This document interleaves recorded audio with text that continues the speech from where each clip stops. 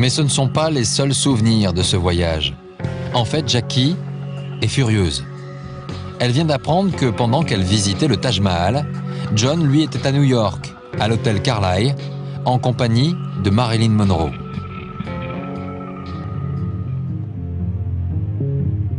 Et ce n'est pas le seul dérapage durant cette période. Au même moment, Edgar Hoover, directeur du FBI, vient faire des remontrances au président Kennedy, car l'une de ses maîtresses du moment, Judith Campbell, est liée à la mafia. Quelques jours plus tard, c'est Mary Meyer, une autre de ses maîtresses, qui est surprise dans la partie privée de la Maison-Blanche, en l'absence de Jackie. John a eu de nombreuses liaisons à la Maison-Blanche. Récemment, on a même appris qu'il avait eu sa propre Monica Lewinsky. Le même genre d'histoire que le président Clinton avec une jeune stagiaire. Ils ont fait l'amour à la Maison-Blanche alors que Jackie n'était pas là.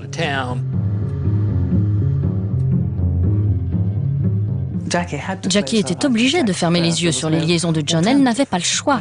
Je pense que tant qu'il ne l'humiliait pas, elle était capable de le supporter. Pour l'instant, aucune de ces femmes n'avait inquiété Jackie. Mais avec Marilyn, c'est différent. Car la star va tout faire pour dévoiler sa liaison avec le président des États-Unis. Nous sommes le 29 mai 1962, le soir du 45e anniversaire de John Kennedy. Une soirée de gala est organisée au Madison Square Garden de New York. C'est ce jour-là que Marilyn Monroe a choisi pour sortir de l'ombre à sa façon. Mr. President, the late Marilyn Monroe.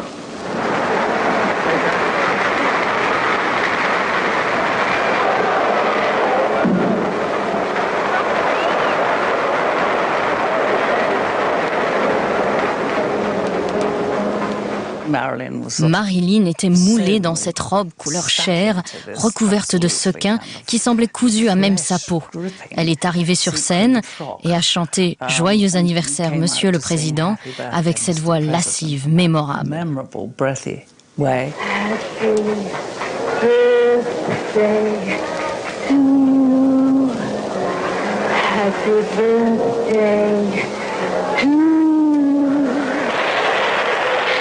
Happy birthday, Mr. President.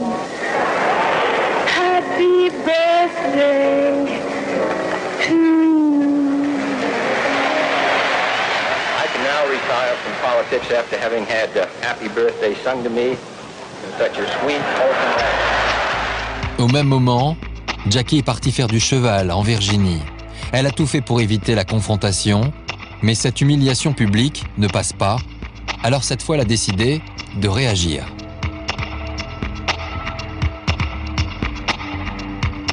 Jackie trouvait que c'était de très mauvais goût et elle était dégoûtée par la façon si aguichante dont Marilyn avait chanté pour son mari. La plus célèbre femme au monde minaudait et susurrait comme ça devant son mari, visiblement folle amoureuse de lui, le tout apparaissant bien sûr dans les médias du monde entier. Évidemment, c'était très humiliant. L'image du couple Kennedy vient d'être mise à mal. Et la pression médiatique est tellement forte que Jackie, pour la première fois de sa vie, décide de prendre la fuite. Il fallait qu'elle s'échappe avec toute cette pression sur sa vie privée. Elle avait besoin de s'échapper. Le 4 octobre 1963, elle s'envole pour l'Europe. Et c'est au cours de ce voyage qu'elle va rencontrer Aristote Onassis, l'autre homme qui va bouleverser sa vie.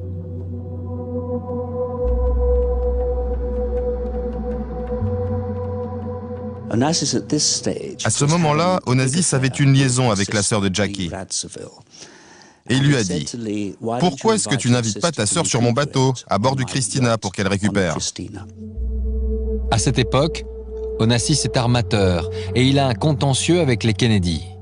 Il vient de payer plusieurs millions de dollars d'amende à la justice américaine pour une sombre histoire de réglementation maritime.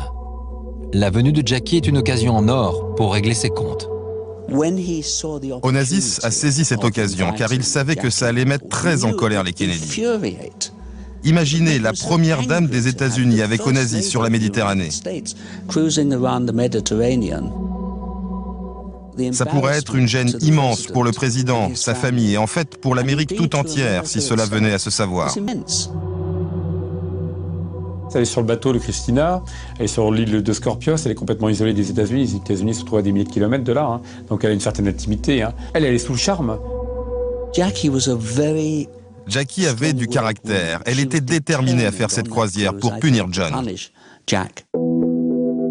Elle reste sans lui donner de nouvelles pendant plusieurs semaines. Je crois qu'elle part 2-3 semaines.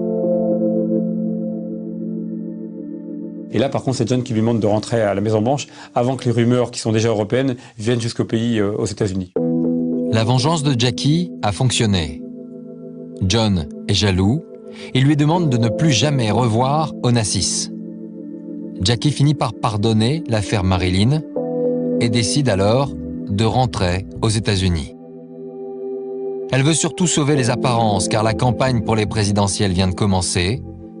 Et c'est seulement quelques jours après son retour de Grèce que Jackie et John se retrouvent à Dallas dans une limousine décapotable pour définitivement sceller leur destin commun.